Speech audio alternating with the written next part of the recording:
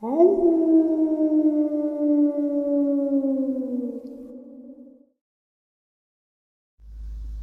greetings and salutations, everyone. I hope everyone is still doing well, and welcome to this bonus upload. Before we jump on into it, a couple quick links. As many of you may know, I rely on Patreon, PayPal, channel membership, and the merch to help the channel to continue to grow and go. Links to Patreon, PayPal, and channel membership is in the description below. Merch displayed directly under the video. Also, Dogman, Frightening Encounters, Volume 1 through 3, the audiobook versions. They were written and researched by Tom Lyons, narrated and produced by me, Jeff Nadolny. These audiobooks are available on Audible, Amazon, and iTunes, links to which are also in the description as well. And finally, last but definitely not least, if you'd really like to help support the channel to continue to grow and go, simply subscribe. It does not cost a cent. Click the like button, takes half a second. If you don't want to miss out on any of the informative uploads that I put out daily, click the bell icon. And folks, please leave a comment and share the video. Why? Well, these things really do help the channel to continue to grow and go. They definitely do matter, and I do appreciate them. And with that, I have taken far too much of your time. Let's jump in to today's bonus, shall we? Hello, Jeff. How are you? I can only tell you one true account of a werewolf in the White Mountains. A buddy of mine, he was of Apache and Navajo descent. His dad told us he was traveling from the White Mountains late in the midnight hours, traveling slow on the winding roads that weave throughout the thickly forested White Mountains in his pickup. He heard something bang in the back of his bed in the truck. He switched on the cargo light and was staring at what we would call a werewolf-type creature. He freaked out, nearly going off the road, and in his attempt of correcting the truck, swerving, the creature was thrown out onto the roadside. He is a man of integrity. He is not one to BS anyone. Some Apache friends I have had confirmed the history of this creature dating way back, of a creature half man, half wolf in appearance. There's also Bigfoot-type creature as well, seen by the Apache, and also live along the waterways on the Navajo Nation.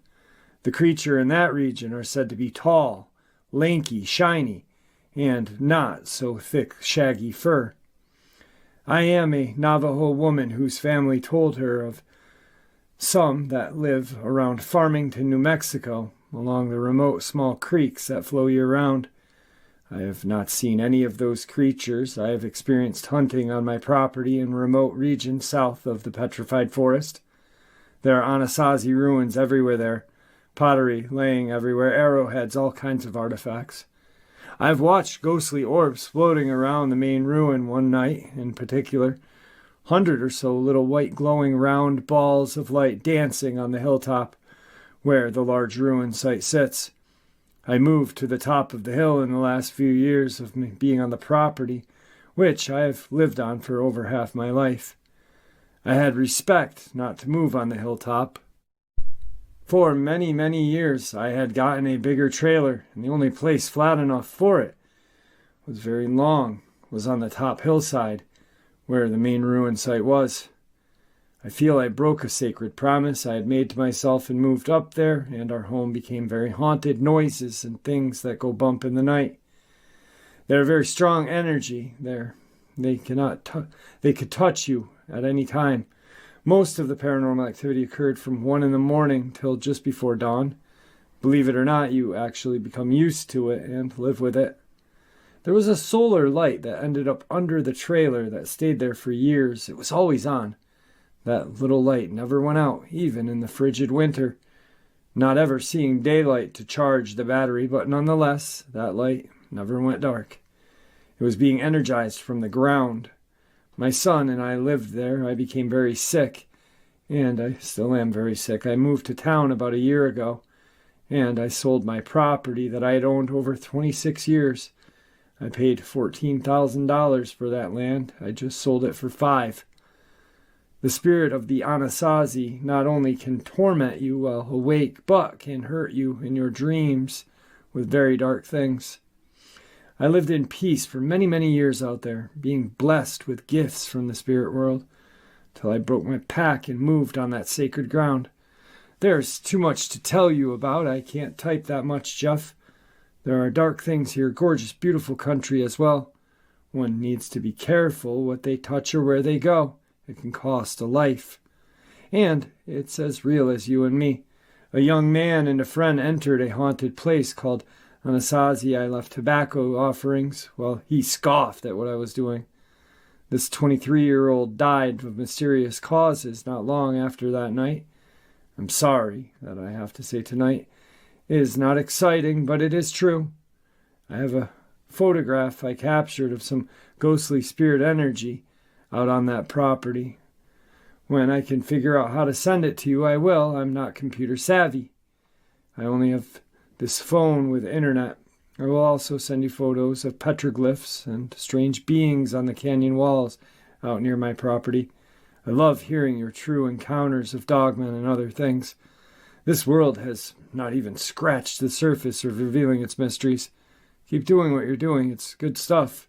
I will stay in touch with you if that's cool. Take care. Your friend and avid listener, WR. Today's second subscriber submission. Hi, Jeff. I've been listening to your show for about a year, and several others before that. I've lived here for 50 years in the same location. My eyes were opened about 6 years ago. I believe there has been activity here for that whole time.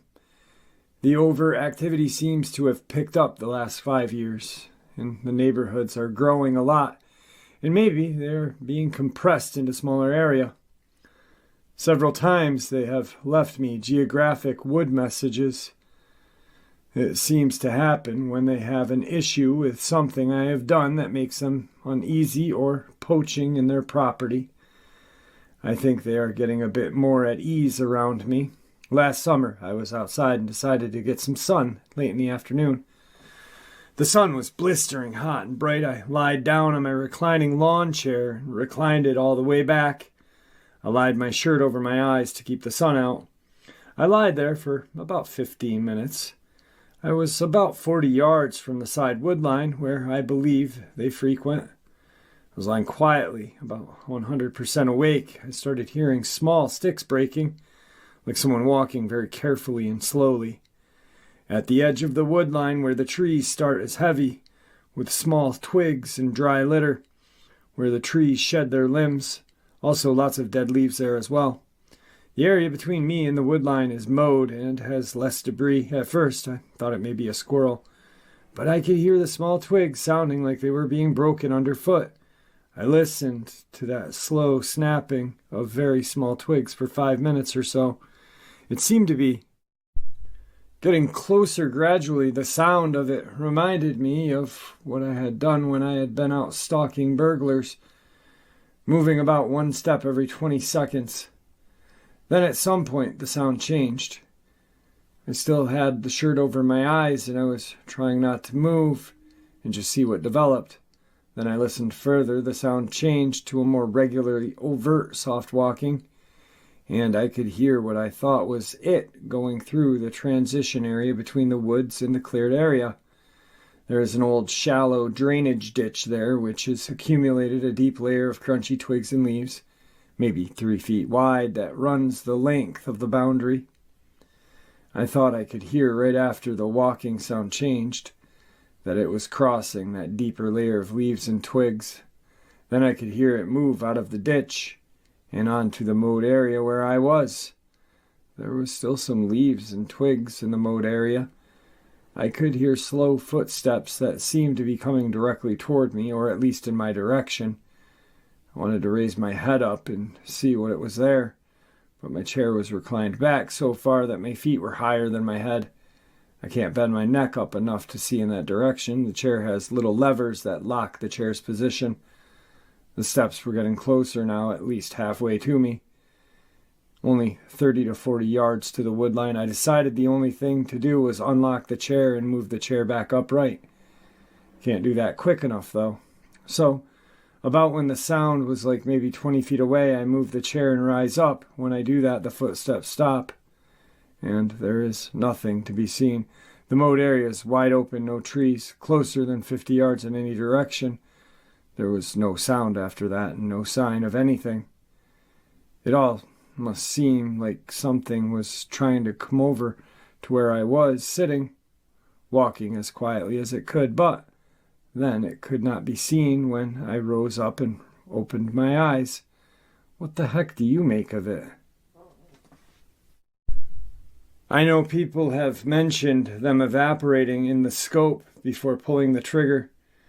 Another interesting thing that happened a couple of months ago was, out in that same general area in the afternoon, I was walking my dog on a leash, and the cat was walking with us as well. We all three play together often. It was a perfect warm day. We got to the middle of the back field in the middle of the mowed area, so I decided to sit down and soak up some more sun. The dog was just investigating the smells, and the cat was just near me, and I was scratching its back. We sat there for 10 or 15 minutes, just relaxing, enjoying the perfect day. It was quite quiet then. Then, out of the blue, I hear a noise coming from the woods.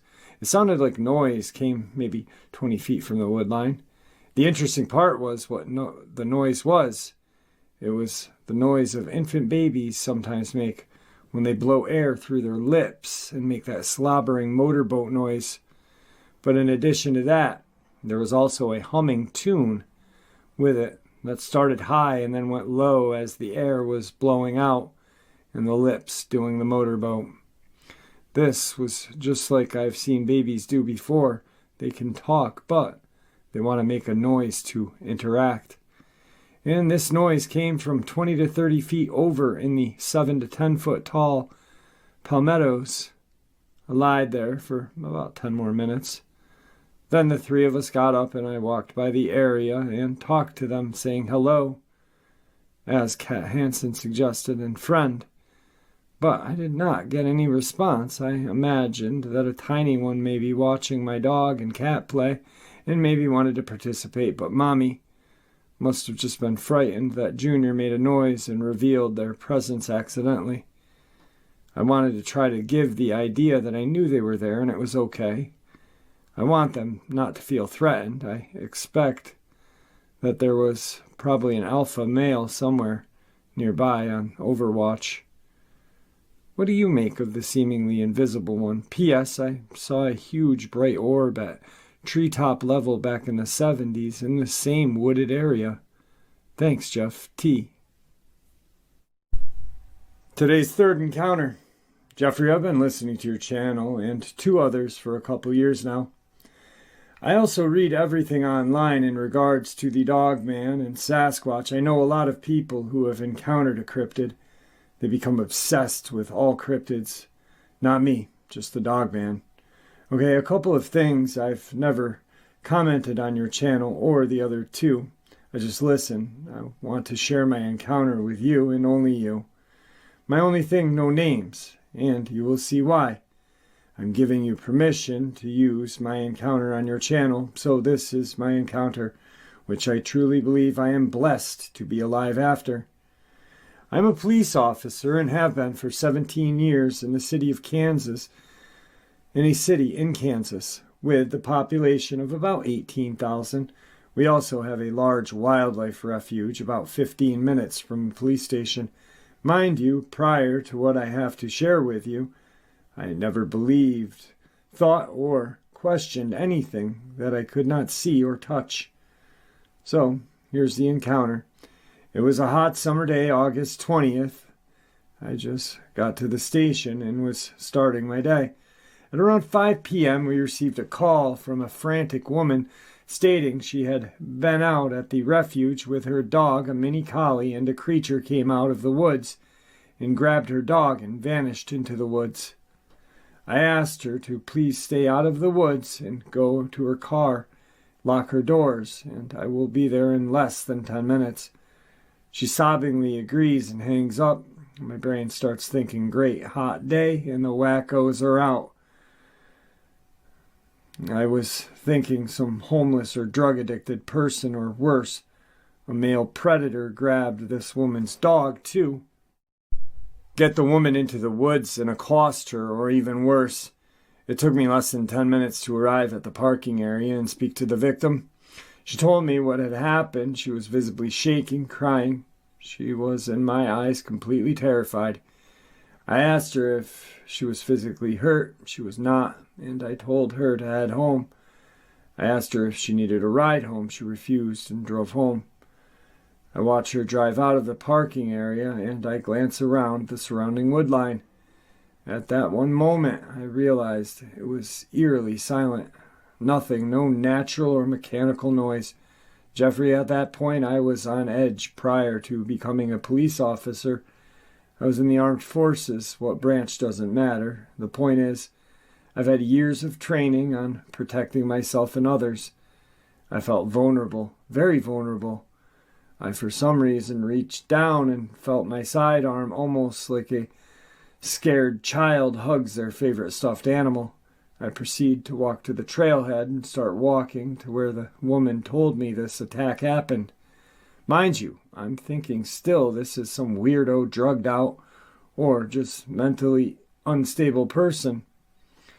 It's just starting to get dark, not black, but where shadows are cast and play tricks on your eyes. I walk about 400 feet into the woods. I am still on the trail, and I notice a dog collar with the lead still attached roughly 2 or 3 feet off the trail, and notice a fresh path.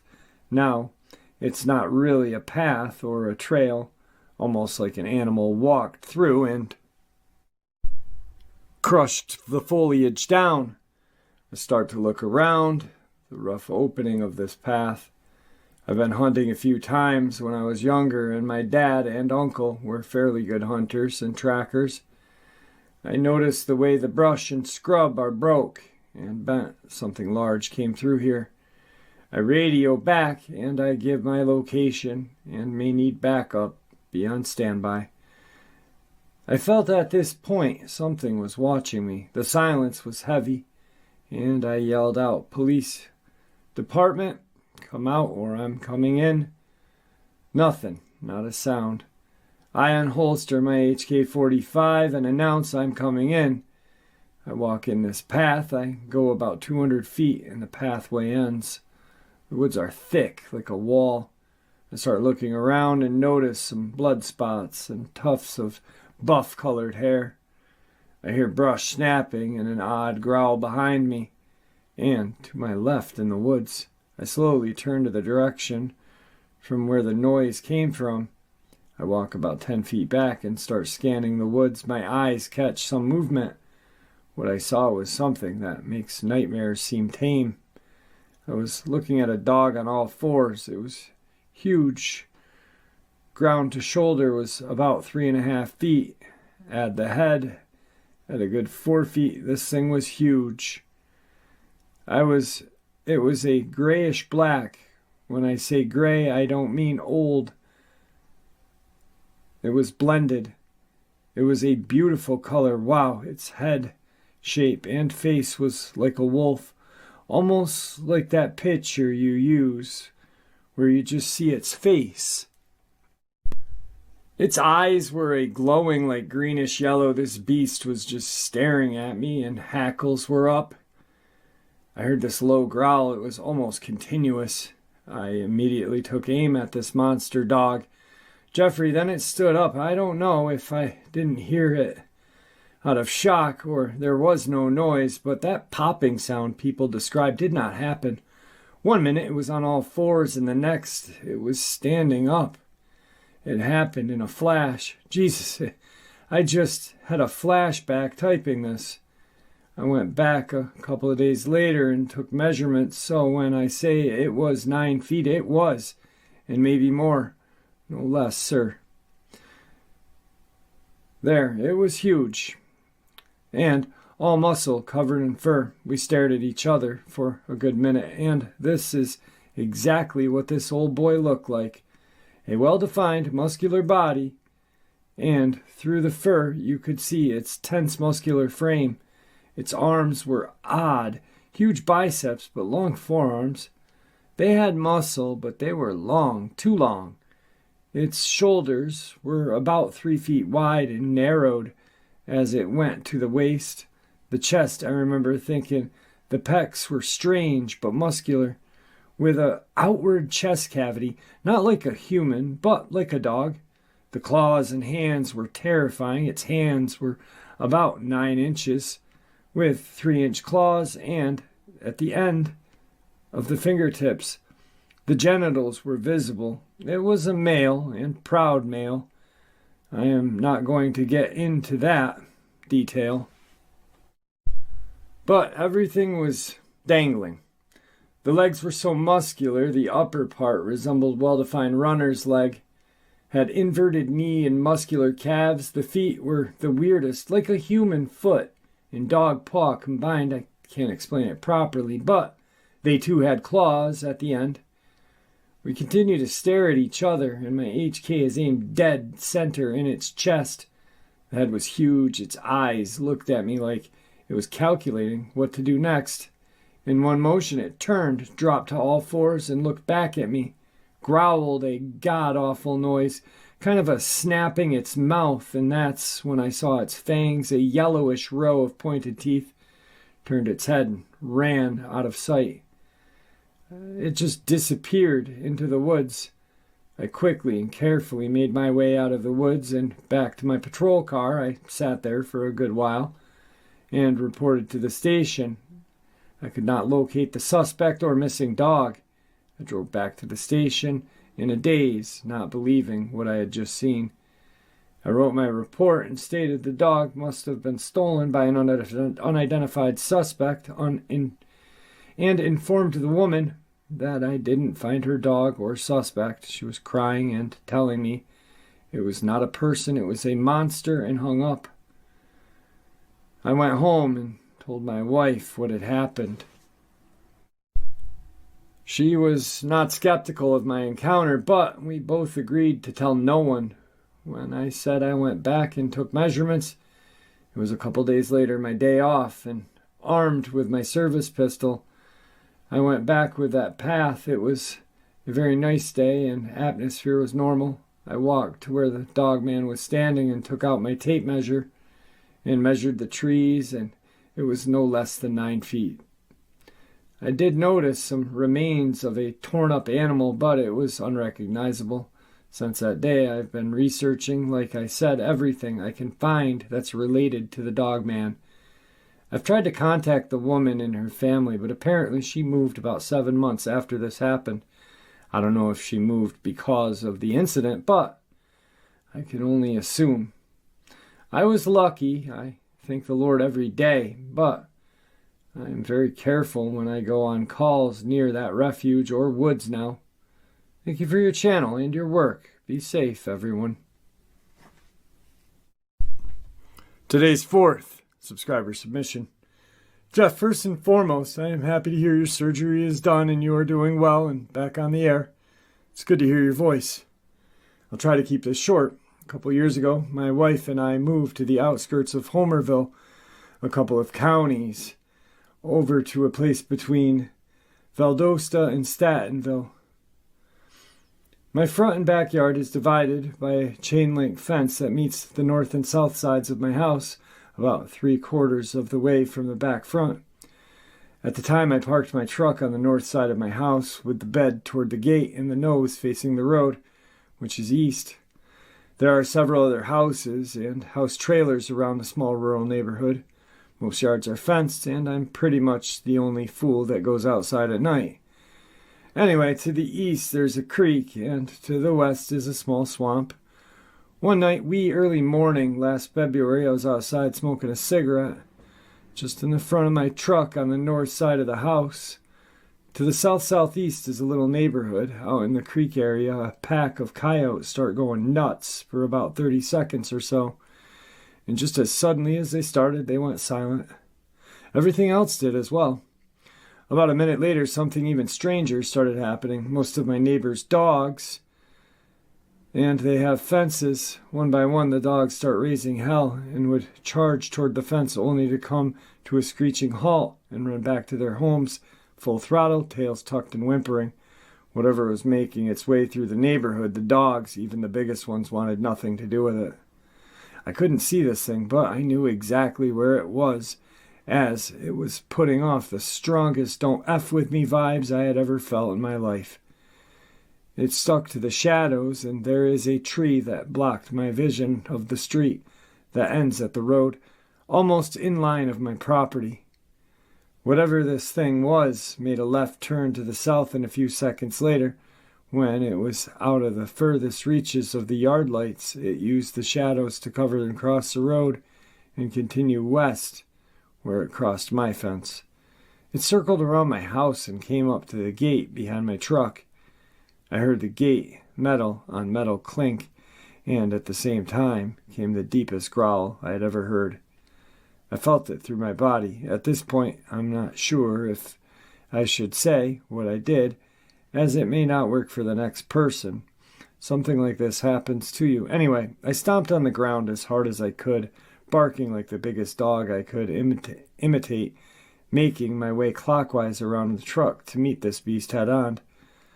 Only by the time I made it around the truck, the thing was gone, and the gate and fence were shaking. About a week later, all 15 of my wife's hens were missing, and her 3 roosters had been killed and mutilated and left for dead. Now she takes all the hens and just kills the roosters.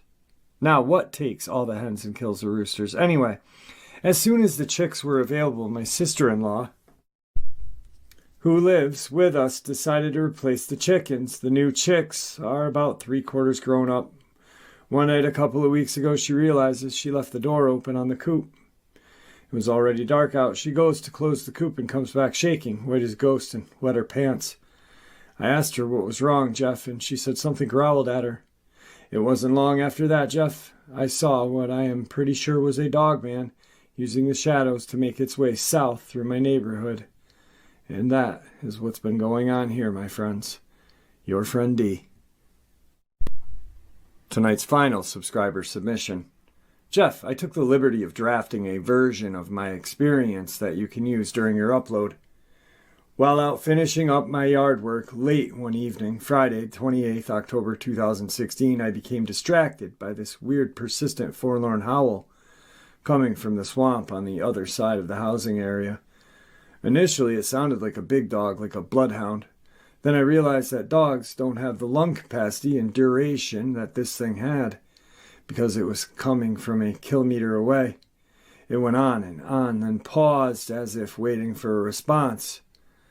That is when I realized that this was something other than a dog. It was a cryptid of a different breed. I quickly ran into the house and dragged my wife out to listen. She was immediately taken at how low, how unique and scary it sounded, and said that she had never heard anything like it before. She quickly became freaked out and went running back inside. As for me, I stayed and listened to this for as long as I could. I even tried to record it with my cell phone, but I was getting the echo off the trees, and it never makes for good recording. The only thing to which I could compare it to would be a 7-foot, giant, mutated, zombie bloodhound dog on steroids. It did not sound hominid or primate. It was more canine in nature, like a dogman. After listening to this thing for 50 minutes straight, it finally stopped. This is where everything gets real. A lot of what happens in life that seems unusual is normally attributed to just plain coincidence and is readily forgotten. But I know from experience that a few things that happen in exact succession can usually be tied together to paint a much different picture. I have been aware for a long time that something else is out there in addition to our hybrid hominids, and I have been in presence of these as well. This swamp, from where I heard the creature calling, is between 2 housing developments and is right on the border of Redstone Arsenal. On that side of the garrison, just across the fence and tucked back in the woods, is a forward operating base, complete with a staging facility, forensic labs, helicopter landing pads, a night or two immediately following the howling, now early November 2016. I went into the woods to listen and observe, hoping to record the howler if it was still in there. As luck would have it, there was a lot of activity that night. at about 20-30 hours, I heard 6-second bursts of weapon fire, and I could see light from a muzzle flash against the trees. It sounded just like an unexpected meeting engagement of enemy, where everyone on the team opens fire all at once, and then everything goes dead silent. The threat is put down. My sixth sense was pinging, telling me that this was a deliberate effort, and somehow this howler was involved. I was also thinking about what else could be flushed out my way as a result of this action, and decided to back out quickly. The very next day, I saw 2 cargo helicopters come in together, land at the FOB location on RSA. One was a CH-47 Chinjahook, and the other was a Russian Mi-8 helicopter, and they were clearly not there for support of the Army Aviation Redstone Test Center. In my professional opinion, it was a very suspicious and intense 72-hour turn of events. What I suspect happened was that someone in the other housing area had either a sighting or a terrifying encounter, and reported the howling creature, resulting in a special unit going in and terminating and extracting. I don't think any of this was coincidence, as it sounded way too deliberate. It wasn't until years later, 2020, that I was able to contact with someone that was part of that mission, and he confirmed my suspicions. He said that I was the luckiest man alive to make it out of that swamp that night, because they had killed 3 aggressive dogmen. So something evil and dangerous was intentionally removed from that swamp that night, and I lived to tell about it. And there you have it, folks. I hope you all enjoyed today's bonus as much as I enjoyed sharing it with you. I'd like to thank you all for supporting the channel. It is your support that helps the channel to continue to grow and go, and what gives us all a place and a chance to share our experiences and theories judgment-free. Everyone is simply treated with the respect that we deserve. Please stay safe, happy, healthy, and ever vigilant, keeping an eye on our children, pets, family, and our friends. These creatures are real. These events have happened. Share this information with those you love and care about, and it may just help save their lives someday. Until next time, never stop asking questions, never stop searching for the truth, and God bless you all.